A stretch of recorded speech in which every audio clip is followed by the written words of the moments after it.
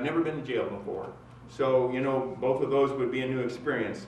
He told me that I had spent some time with Colleen Fino, my right-of-way agent. He said she wrote a long report that said that I agreed with anybody else that wanted to come on the property. And I said, that's not really so. I didn't do that. And I said, did she also say that she told me to keep fighting, which is part of their schmooze or whatever you call it, I think. He said,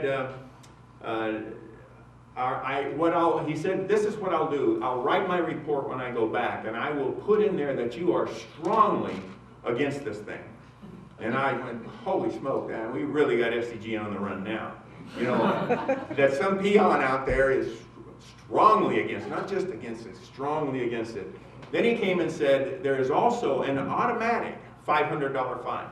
If you don't let these guys go do their work, because there's an automatic $500 fine, which I challenged them. I was hoping this week to find out, not to pay the fine, but that's what I was going to talk with you folks about if they were going to charge me that.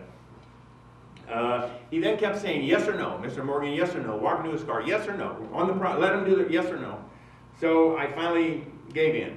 I did talk to Colleen Fino, who is my right-of-way agent, about 2 or 3 months ago, and she spent probably 2 hours with me, and very cordial and so forth, and said, I don't blame you, you know, I would keep fighting and so forth. And then, of course, she also said, now, you keep us informed of anything you're thinking of doing or any plans that you have. And then as I started getting letters and correspondence from her, emails, she said, make sure that, she said, let's make this transition just as smooth as we possibly can, you know, if that would be possible. I told her then that the maps that she showed of where the route came across my property were wrong.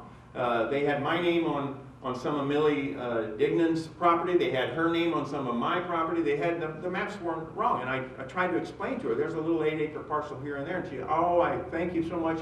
And she's 2 or 3 times she has sent me updated maps, which were all just the same. And 2 days ago, some of us wrote letters. We had a deadline to write letters to say what the impact was going to have on our particular property.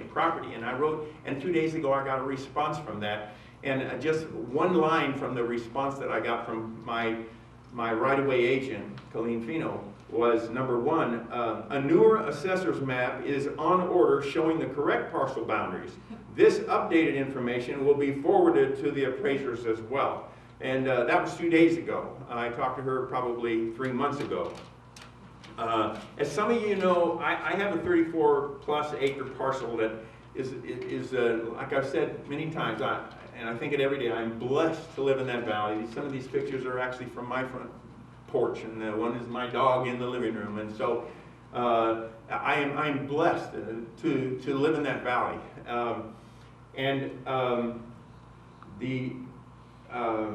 I have a 34-acre parcel there, and the picture that has the towers on it is taken from the home site of a dream home site. I'm hoping, you know, someday to build a home there. SDG&E's plan is to take that home site and put what I just discovered a few days ago, put a helipad and a tower directly on that home site, and then take the 3/4 mile long road that is built only to that home site as their service road. And you know, at first maybe it was, but right now that's not what my fight's about. It's not anymore. It's against the total disregard of this whole plan, of Sempra and SDG&E. There you go again, look out.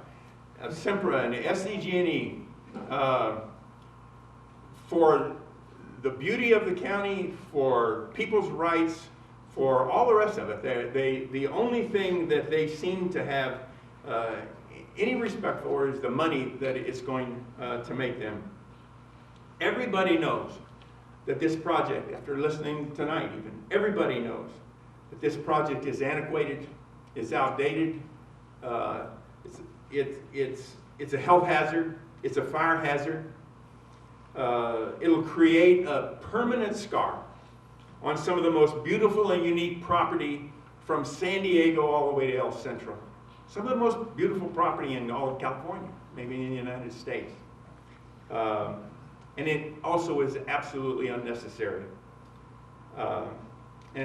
What else do we need to know about it? That's where I come from. What else do we need to know about it? It just has to be stopped.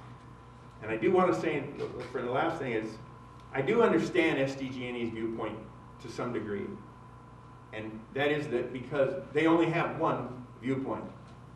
And I can help you understand that a little bit too, I think. When you look at one of those towers that she showed you a picture of, if you turn your head just a certain way so that you're looking at it the same view that SDG&E has, it looks just exactly like a dollar sign. And I think they can take those ugly towers and make them into what they want. And that's the only thing that they're interested in is the money. And we have to stop them. I'm hoping to slow them down a little, and maybe together with all of us and as many more as we can get, we'll stop this stupid thing. Thanks.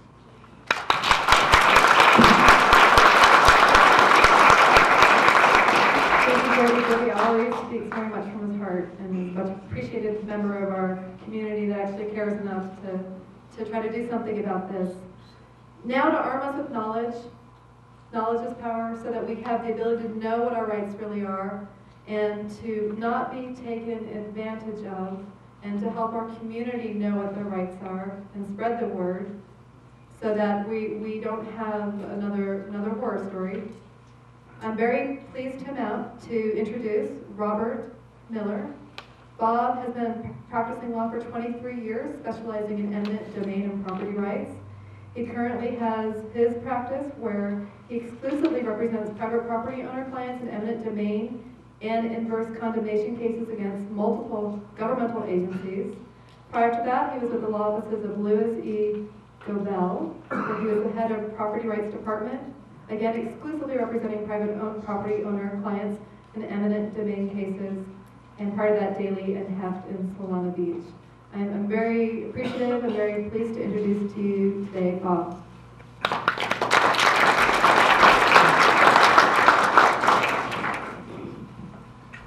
Good evening, and thank you very much for having me.